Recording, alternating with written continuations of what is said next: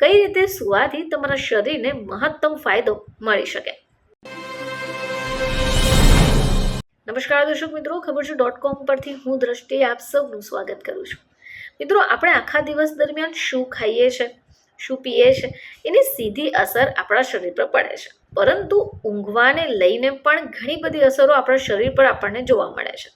હવે સૌથી મહત્વનો પ્રશ્ન, તમે કઈ રીતે સૂઈ રહ્યા છો? તમને એવું થશે કે આ કેવો પ્રશ્ન છે, પરંતુ દર્શક મિત્રો, તમે જે રીતે સૂઈ રહ્યા છો એની સીધી અસર પણ તમારા સ્વાસ્થ્ય પર પડશે।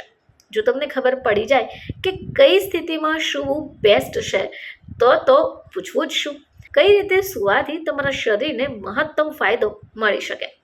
તો મિત્રો, તમે કયા પડખે ઊંઘો છો એવો પ્રશ્ન પૂછાય તો ઘણા બધા લોકો ડાબા પડખે ઊંઘતા હશે, ઘણા બધા લોકો જમણા પડખે પણ ઊંઘે છે। જે લોકો ડાબા પડખે ઊંઘતા હશે તેમને ખૂબ લાભ મળશે। તમને જાણીને નવાઈ લાગશે કે ડાબા પડખે ઊંઘવાથી શરીરને લાભ જ લાભ થાય છે। હવે આવું શા માટે? મિત્રો, જે લોકો ડાબા પડખે સૂએ છે તેમના હૃદય પર દબાણ નથી પડતું। હવે આ જ કારણ છે કે હૃદય યોગ્ય રીતે કામ કરે છે। હવે આ સિવાય જો તમે ડાબા પડખે સૂવો છો તો આમ સૂવાથી તમારા મગજ સુધી અને અન્ય અંગો સુધી ઓક્સિજન સહેલાઈથી પહોંચશે।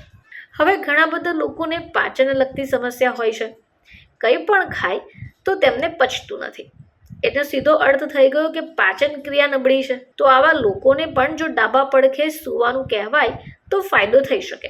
ડાબા પડખે સૂવાથી પાચન ક્રિયા પણ સારી થાય છે અને પાચન લગતી સમસ્યા પણ નથી સતાવતી। આ સિવાય ઘણા લોકોને નસકોરાને લઈને તકલીફ થતી હોય છે, તો જેમને નસકોરા વધારે બોલતા હોય તો તેમણે પણ આ આઈડિયા ટ્રાય કરી શકાય। ડાબી બાજુ પર સૂવાથી નાકના માર્ગ જે છે તે ખુલ્લું રહેશે અને તમારા નસકોરા ઓછા થઈ જશે। આ સિવાય એસિડિટી પણ ઘણા બધા લોકોને સતાવતી હોય છે। જે લોકોને એસિડિટીને લગતા પ્રશ્નો હોય તેમણે પણ ડાબા પડખે સૂવું જોઈએ। ડાબા પડખે સૂવાથી એસિડિટીની સમસ્યા ધરાવતા લોકોને ખૂબ ફાયદા થાય છે। જો મિત્રો આપણે ડાબા પડખે સૂવાનું શરૂ કરશું તો શરીરને આવા પ્રકારના લાભો આપણને મળે છે। જેમની પાચન ક્રિયા નબળી હોય, નસકોરા બોલતા હોય, પાચનને લગતી સમસ્યા હોય, એસિડિટી હોય, તો તેમણે ડાબા પડખે જ સૂવું જોઈએ, જેથી શરીરને લાભ મળી શકે। તો પછી હવે તમે પણ ડાબા પડખે સૂવાનું શરૂ કરી શકો। ફરીથી તમારી સમક્ષ હાજર થઈશું, ત્યાં સુધી જોતા રહેજો ખબર છે .com।